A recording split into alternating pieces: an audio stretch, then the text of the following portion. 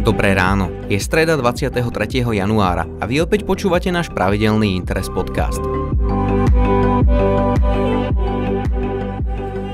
Tento týždeň si pripomíname niekoľko významných historických udalostí, mimo iných masaker v Kľakovskej doline, oslobodenie koncentračného tábora vo Osvienčime, úmrtie Salvadora Dalího, Winstona Churchilla či Al Caponeho. V dnešnom podcaste sa však nebudeme pozerať do minulosti, ale na najbližšie mesiace. Vítajte pri prehľade vesmírneho kalendáru a významných udalostí v oblasti vesmírneho výskumu, ktoré má ľudstvo na rok 2019 prichystané. Chýbať nebude ani pozvánka na cestovateľské kino, ktoré vás tentokrát vezme do slnkom zaliatej Kuby, prehľad filmových noviniek či tip na zaujímavý víkendový výlet. Síce je len 23. deň v roku, no vesmír priniesol už niekoľko zaujímavých udalostí. Hneď začiatkom roka svet sledoval prelet sondy New Horizons okolo Ultima Thule, najvzdialenejšieho objektu, ktorý kedy ľudstvo vo vesmíre skúmalo. O pár dní na to na odvrátenej strane mesiaca pristála čínska sonda, na ktorej aktuálne klíčia semená bavlníka či zemiakov. Na tento rok to však ani zďaleka nie je všetko. Vesmírne spoločnosti majú pre nás prichystaný poriadne zaujímavý rok a rozhodne budeme mať čo obdivovať. Na začiatku februára zažije dobývanie vesmíru ďalší veľký míľnik. Izraelská súkromná nezisková spoločnosť Space.il totiž s pomocou rakety Falcon 9 spoločnosti SpaceX vyniesie do vesmírneho priestoru svoju vlastnú súkromnú kozmickú loď. Ak všetko pôjde podľa plánu, v marci alebo v apríli by kozmická loď mala pristať na povrchu mesiaca. Space.il sa tak stane prvou súkromnou spoločnosťou, ktorej sa niečo podobné podarí a Izrael v poradí 4. krajinou, ktorá pristála na povrchu prirodzeného satelitu Zeme.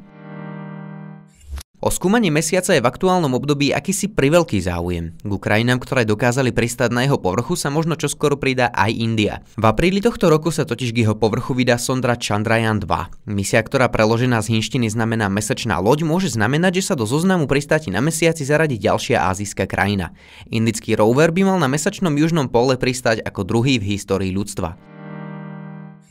Misia Juno americkej NASA dosiahla Jupiter už v roku 2016. Od tohto momentu objasnila množstvo tajomstiev a priniesla jedinečné zábery najväčšej planéty našej slnečnej sústavy. V roku 2018 bola misia Juno predĺžená a aj nasledujúce mesiace sa tak môžeme tešiť na ďalšie unikátne zábery z Jupitera. K najväčšej planéte sa sonda priblíži po prvýkrát tento rok už vo februári. Blízke prelety bude potom opakovať počas celého roka ešte 6 krát. O plánoch spoločnosti SpaceX vybudovaním siete vesmírneho internetu s pomocou celkom 12 000 satelitov umiestnených na nízkej obežnej dráhe Zeme ste už určite počuli. SpaceX má však konkurenta, o ktorom sa vo svete až tak často nehovorí. Je ňou spoločnosť OneWeb s rovnakým cieľom vysokorýchlostného a lacného internetu, ktorá už vo februári tohto roku plánuje na orbitu vyniesť svojich prvých 10 satelitov. Ďalšia desiatka by na obežnú dráhu mohla poputovať údajne v druhej polovici roku 2019. Ani spoločnosť SpaceX to však nebude v roku 2019 flákať. Na 17. júna má totiž naplánovaný štart znovu použiteľnej kozmickej lode Crew Dragon. Poprvýkrát však bude na misii spoločnosti aj ľudská posádka. Pilotovanú verziu kozmickej lode Dragon majú totiž otestovať dvaja americkí astronauti, veteráni spoločnosti NASA Doug Hurley a Bob Behnken. SpaceX tak v roku 2019 zažije svoj veľký míľnik, ktorý môže predznamenať ďalší rýchly rast spoločnosti, ktorá chce ešte v prvej polovici 21. storočia kolonizovať červenú planétu. Dôležitý rok zažije aj spoločnosť Boeing. Tá totiž v spolupráci s americkou NASA plánuje na rok 2019 štart kozmickej lode Starliner. Jej hlavnou úlohou by v budúcnosti mala byť doprava astronautov na medzinárodnú stanicu či súkromné vesmírne stanice na obežnej dráhe Zeme. Celý koncept kozmickej lode Starliner je podobne ako v spoločnosti SpaceX koncipovaný na jej opätovné použitie. Prvý let Starlineru, ktorého sa dočkáme v roku 2019, však bude bez posádky a kozmickú loď by mala na obežnú dráhu vniesť nosná raketa NASA Atlas 5.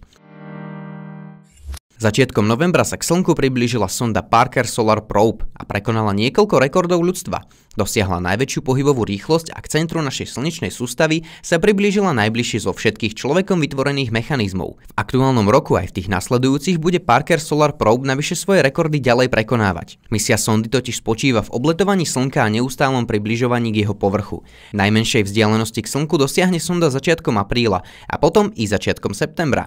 Zaujímavý bude aj prelet sondy okolo Venuše, ku ktorému by malo dôjsť koncom decembra 2019. Práve gravitačné pole Venuše totiž počas misie slúži na spomalenie sondy pri každom jej prelete.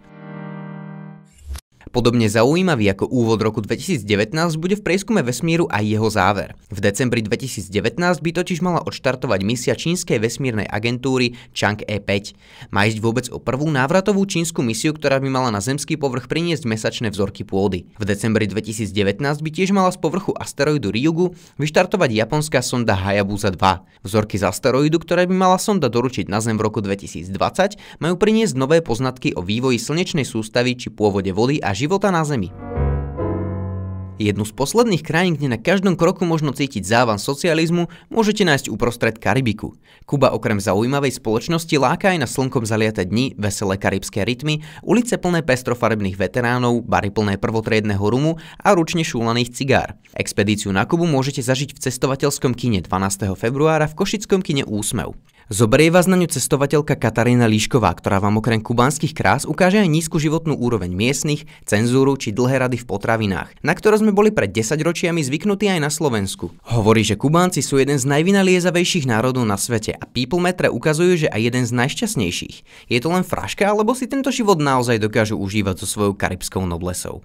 Odpovede na tieto otázky vám Katarína, ktorá Kubu krížom krážom precestovala už viac ako 50 krát, určite prezradí. Už od zajtra sa môžeme tešiť na niekoľko filmových noviniek. V prvej rade prichádza do kín titul Návrat domov, ktorý je adaptáciou románu W. Brucea Camerona, ktorý spolupracoval aj na scenári. Dojemný snímok sleduje psíka menom Bella, ktorý sa ocitá 600 km od domova a hľadá cestu späť k svojmu majiteľovi. Popri tom narazí na množstvo zaujímavých stretnutí aj víziev. Taktiež nesmieme zabúdať na iránsky snímok Prasa, v ktorom sa režisér Mani Gahigi venuje sarkastickému pohľadu na islam, ktorý kontrastuje s miestnou spoločenskou túžbou po slobode. Film je veľmi cynický a tak trochu autobiografický. Napriek tomu, že niekoľko prvotných recenzií svedčí proti nemu, určite nespravíte chybu, ak sa na tento film pôjdete pozrieť. Mimo týchto snímkov sa môžete tešiť aj na celovečerný slovenský film Trhlina, ktorý vznikol na motívy knihy Jozefa Kariku. Film Trhlina sa pritom venuje mystifikovanému pohoriu Tribeč a z dosavadných trailerov pôsobí ako skutočne zvládnuté filmové spracovanie mrazivej knihy.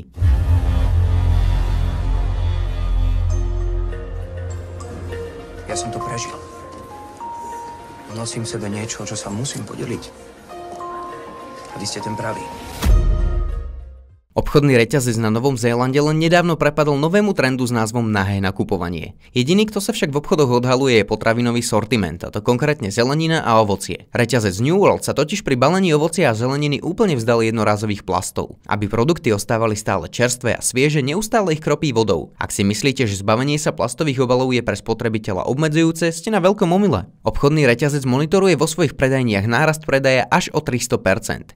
Zero waste prístup teda potešil a podnietil aj verejnosť. Nový Zéland pritom v oblasti ekológie patrí ku krajinám, ktoré sa k jednorázovým plastom stavia otvorene veľmi kriticky. Dúfajme, že je len otázkou času, kedy sa podobného prístupu chytia aj veľké siete supermarketov, ktoré nájdeme aj v našich mestách. Kamienka, známa horská chata priamo na hrebení Nízkych Tatier, vznikla už v polovici 20. storočia ako útočisko pre robotníkov, ktorí pracovali na stavbe lanovky vedúcej na Chopok. Koncom tisícročia sa legendárnej chaty chopila partia nadšencov, vďaka ktorej sa jej brány znovu otvorili a v najbližších rokoch začala slúžiť davom turistov. V roku 2016 začala jej veľká premena, ktorá práve v tomto období finišuje. Tretia najvyššie položená horská chata na Slovensku je po rozsiahlej rekonštrukcii opäť prístupná všetkým návštevníkom. Kamienka dostala väčšiu jedalenskú časť, nové veľké okná, ktoré dnu vháňajú dostatok potrebného svetla a šetria energiu. Vymenil sa vstup do chaty a jej strešná krytina. Najzaujímavejší je však moderný, no stále tradičný interiér plný malých detailov, ktoré vytvárajú z horskej chaty jedinečný priestor.